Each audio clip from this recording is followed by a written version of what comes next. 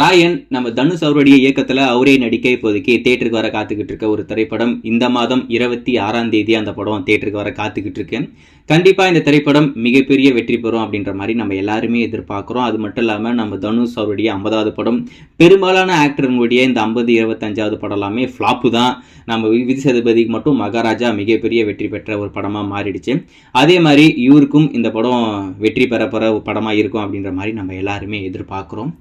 ஆனால் இந்த படம் நல்லா இருக்குமோ நல்லா இருக்காதோ அப்படின்ற மாதிரி ஒரு கலக்கத்தை இப்போதைக்கு கிரியேட் பண்ணிட்டாங்க. ஏற்கனவே படத்தோடைய ஆல்பம் பெருசாக ஹிட் ஆகலை, எல்லாமே என்னடா இது அப்படின்ற மாதிரி ஆயிடுச்சு. ரகுமான் எப்படிலாம் செய்யணுமோ அப்படிலாம் செஞ்சுட்டாப்ல.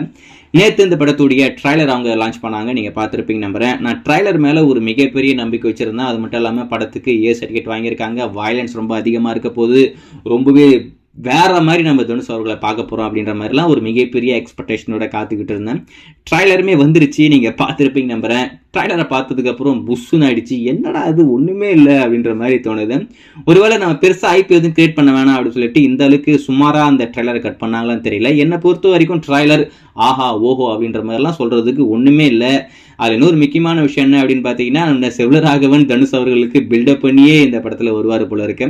இது எப்படி எல்லாரும் ஏற்றுப்பாங்கன்னு தெரியல. ஏன்னா இப்போ சலார் படமே அந்த மாதிரி தான் கொஞ்சம் இருக்கும், அதுவே யாராலும் ஏற்றுக்க முடியல. இப்போ தனுஷ் அவர்கள் இந்த படத்தில் அந்த மாதிரி ட்ரை பண்ணியிருக்காரு, அது எப்படி ஒர்க் அவுட் ஆகும்னு தெரியல. ஏன்னா நீங்கள் பீஸ்ட் படம் எடுத்துக்கிட்டீங்கனாலும் நம்ம செல்வராகவன் நம்மளுக்கு தளபதிக்கு பில்டப் பண்ணிக்கிட்டு இருப்பாப்ல. அதே மாதிரி இந்த படத்துலையும் அவரும் ட்ரை பண்ணியிருக்காரு. அது எப்படி ஒர்க் அவுட் ஆகி எப்படி வரப்போகுதுன்னு தெரியல. எனக்கு ட்ரைலரை பொறுத்த வரைக்கும் பெருசாக இம்ப்ரெஸ்ஸெல்லாம் இல்லை. கலரிங்குமே என்னமோ பச்சை கலர் ரெட் கலர் அப்படின்னு சொல்லிட்டு செல்வராகவனோட டச் இருக்குது. மேபி நம்ம செல்வராகவன் யாரா டேரக்டராக இந்த படத்தில் ஒர்க் பண்ணாரான்னு சொல்லிட்டு எனக்கு ஒன்றும் புரியல. ட்ரைலரை பொறுத்த வரைக்கும் ஏதோ உங்களுக்கு எப்படி இருக்குது அப்படின்றத மறக்காமல் கமெண்ட்ல மென்ஷன் பண்ணுங்கள். எனக்கு பெருசாக இம்ப்ரெஸ் எதுவுமே ஆகலை. ஸோ எனக்கு படமாக பார்த்ததுக்கப்புறம் எப்படி இருக்குன்னு தெரியல. மேபி நல்லா இல்லாத ட்ரைலர்லாம் கூட படமாக பார்க்கும்போது நல்லா இருக்கும். இப்போ ட்ரைலர் நல்லா இல்லை, படம் நல்லா இருக்கலாம், இல்லாமலும் இருக்கலாம். வெயிட் பண்ணி பார்ப்போம். ராயன்